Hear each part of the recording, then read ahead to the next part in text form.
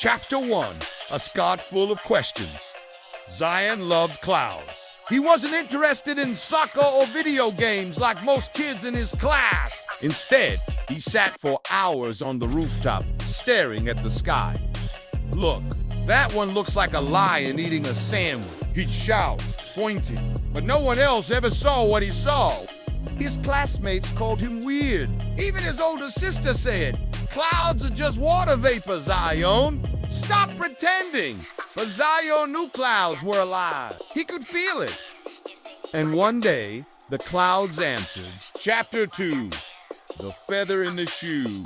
On the morning of his 10th birthday, Zion found something unusual in his sneaker. A soft, glowing feather. He picked it up, and the sky above shimmered. A voice whispered in the wind, "Catch the cloud that doesn't belong." That evening, he climbed to the rooftop again and noticed something strange. One cloud moved against the wind. It glowed faintly pink, pulsing like a heartbeat. Zion took a deep breath, raised the feather, and suddenly he was lifted off the ground. Chapter 3, Skybound Up, Up, Up. He soared carried by a bubble of warm wind and the glowing feather in his hand. Soon he was high above the town, where the clouds whispered and danced. He landed gently on the soft, glowing cloud. It wasn't misty like he'd imagined. It felt real, like a trampoline made of marshmallow and light. "Welcome, Cloudcatcher," said a voice. A girl about his age appeared, her hair silver like moonlight. "I'm Nira. We're the guardians of the sky, and we need your help."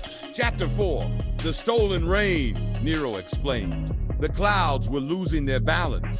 Some gave too much rain, others gave none. The seasons were confused. Why? Because someone had stolen the rain seed, a magical crystal that helped clouds share water fairly across the world.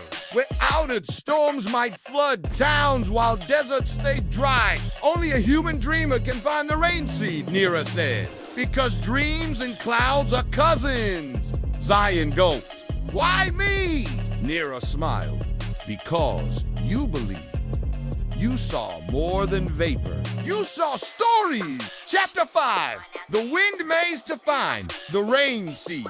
Zion had to pass through the wind maze, a twisting path of invisible tunnels high in the sky. "Just follow your feelings," Nira said. "Not your eyes." Zion floated into the maze on a small cloudboard. The winds tugged at him, some cold, some warm, some whispering doubts. "You'll fall. You're just a kid. This isn't real." But Zion remembered his rooftop dreams and pressed forward. At the maze's center, he found a golden key spinning inside a tornado. He reached out to hand the wind come. Chapter 6, The Thunder Keeper. The key led Zion and Nira to a stormy mountain in the sky. They're deep within a thundercloud. Lived the thundercloud. Lived the Thunder Keeper, a huge creature made of storm and sorrow. "Did you take the rain seed?" Zion asked. The keeper rumbled, "Yes, because the earth forgot us." People complain when it rains. They hide from the wind. They never thank the clouds. Zion stepped forward. "Maybe they forgot, but I didn't. I love the cloud, and I believe they're more than weather." The Thunder Keeper looked into Zion's heart and smiled. Chapter 7, Rain Returned. The keeper returned the rain seed, a crystal glowing with every color of the sky. Zion placed it gently on a floating pedestal. The sky trembled. Clouds across the world shimmered. Rain began to fall soft, gentle, grateful. In deserts, flowers bloomed.